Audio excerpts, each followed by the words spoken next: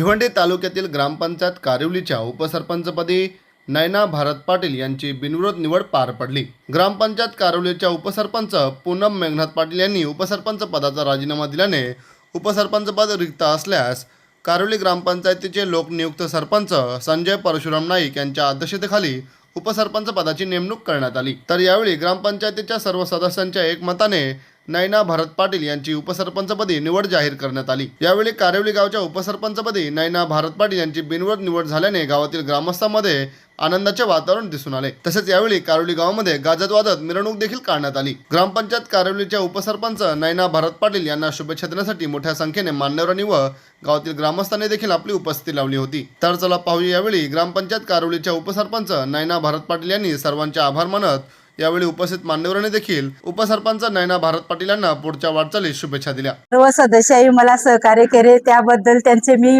प्रथम धन्यवाद करते। गावाबद्दल जी काही विकास कामं असतील त्याला मी हातभार लावेन।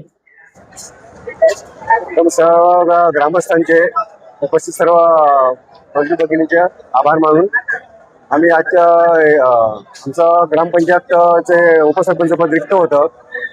पूनम मेघनाथ पाटील यांनी राजीनामा पद रिक्त झाल्यामुळं त्यांनी ही निवडणूक लावलेली होती। त्या निवडणुकीमध्ये यांचा नयना भारत पाटील यांचा एकमेव अर्ज आला आणि त्या बिनविरोध म्हणून निवडून आल्या, निवडून घोषित केलं।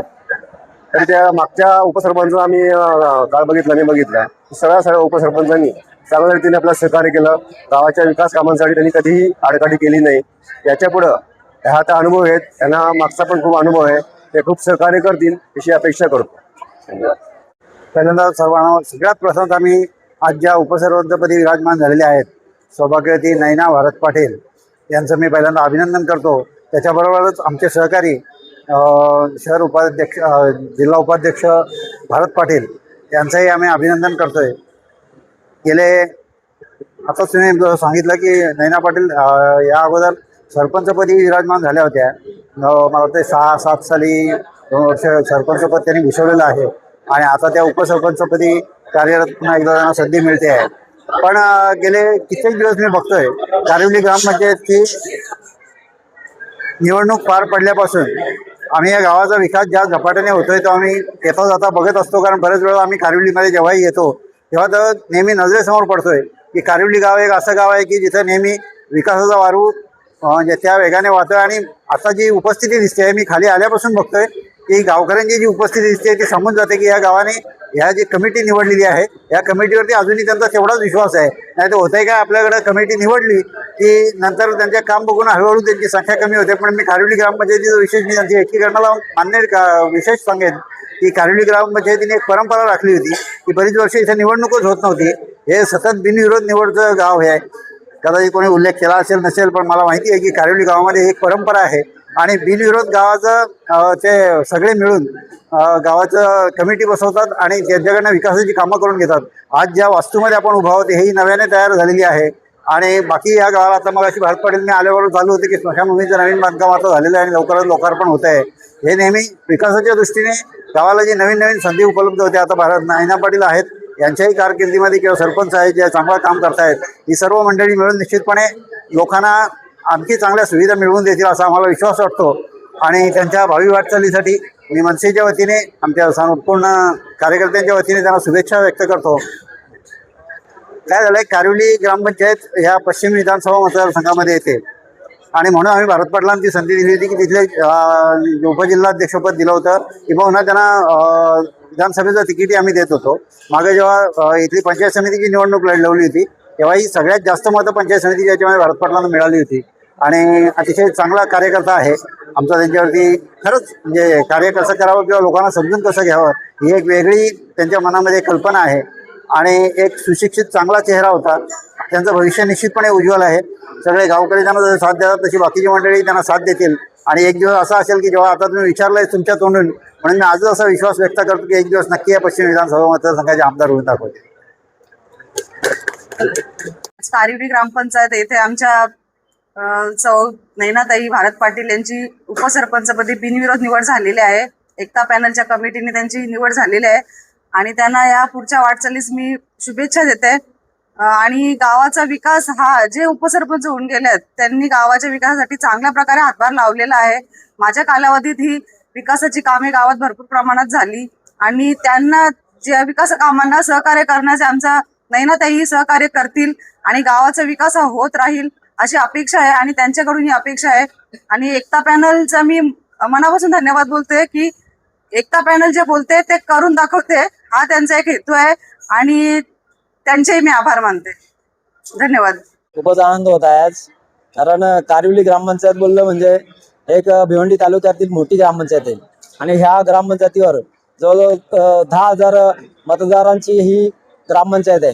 2005 ते 7 या कालावधीत माझी सौभाग्यवती नयना भारत पाटील यांना सरपंचपदी यांची निवड झालेली होती. त्याच्यानंतर आम्ही सक्रिय राजकारणात आहोत, पण माझी इच्छा असताना मला ते माझ्या भाग्यात नाही, पण बोलतात ना ज्यांच्या भाग्यात तिथे लिहिलेलं असेल त्यांना ते पद मिळते. या कारिवली गावातील मागे सरपंच असताना या तुम्ही इमारत बघता, ही ग्रामपंचायत ही त्यांच्याच काळात झालेली, बाजूला असलेली ही सर्व शिक्षा अभियानमधून झालेली शाळा ही त्यांच्या सरपंच काळात झालेली आहे. आता या आमच्या एकता पॅनलच्या माध्यमातून त्यांना ही संधी मिळाली आणि उपसरपंचपदी त्यांची आज नेमणूक झाली. आमच्या गावातील सरपंच संजय परशुराम नाईक यांच्या जोडीला पूर्ण त्यांची कमिटी ही जास्तीत जास्त काम करून गावात भरीव काम करून त्यांचा ह्या ठसा उमटत आहेत. आताच ग्रामपंचायत आमच्या तर्फे सुसज्ज अशी स्मशानभूमी स्वरूपात त्याचा आकार मिळत आहे आणि लवकरच त्याचं उद्घाटन होणार आहे. तरी गावातील अजून बंदिस्त गटर आहेत, ज्या सोयी बाकी आहेत त्या पूर्ण करतील अशी आशा आहे, कारण त्यांच्या जोडीला सर्व सदस्य हे सुशिक्षित आणि दळाचे काम करत आहेत. त्यामुळे यांना दुसऱ्यांदाही त्यांना या काळात ही संधी मिळाली आणि आज त्यांना सरपंचपदी त्यांची बिनविरोध निवड झाल्याबद्दल त्यांच्या सर्व सदस्यांचे मी आभार व्यक्त करतोय आणि त्यांना पुढील वाटचालीसाठी माझ्या गावाच्या ग्रामस्थांतर्फे त्यांना हार्दिक अभिनंदन करतोय. असंच प्रेम या गावातील लोकांनी आमच्याकडे नेहमी दिले आहे, त्याबद्दल मी संपूर्ण मतदारांचे पुन्हा एकदा आभार व्यक्त करतोय. धन्यवाद.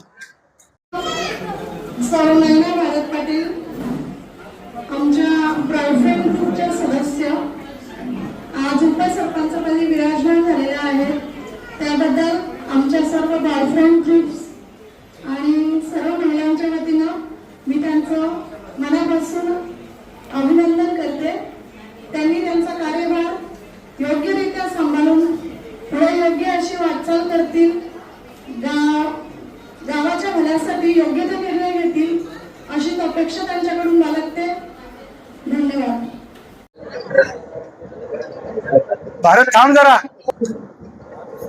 आपण ज्या वेळेस या ठिकाणी उपसरपंच पद जे आपण प्रत्येकाला देतोय, कधी एकटा कमिटमेंट केलेली असते, त्या कमिटमेंटनुसार प्रत्येकाला या ठिकाणी हे पद दिलं जाते आणि त्याचे सर्व श्रेय हे संपूर्ण एकता पॅनल कमिटीला आहे. एकता पॅनल कमिटी जे काय निर्णय घेते, जे काय ठरवते ते करतेच, 100% करतेच. आणि म्हणून या ठिकाणी पण जे ठरणाऱ्या गोष्टी ते ठरवतो, त्यामध्ये उद्देश एकता आहे की सगळ्या गोष्टी सगळ्यांना एकदाच मिळत नाही, परंतु तो वाटून घेण्याचा मोह किंवा वाटून घेण्यामध्ये जे मोठेपण आहे ते मोठेपण सर्वजण दाखवतात.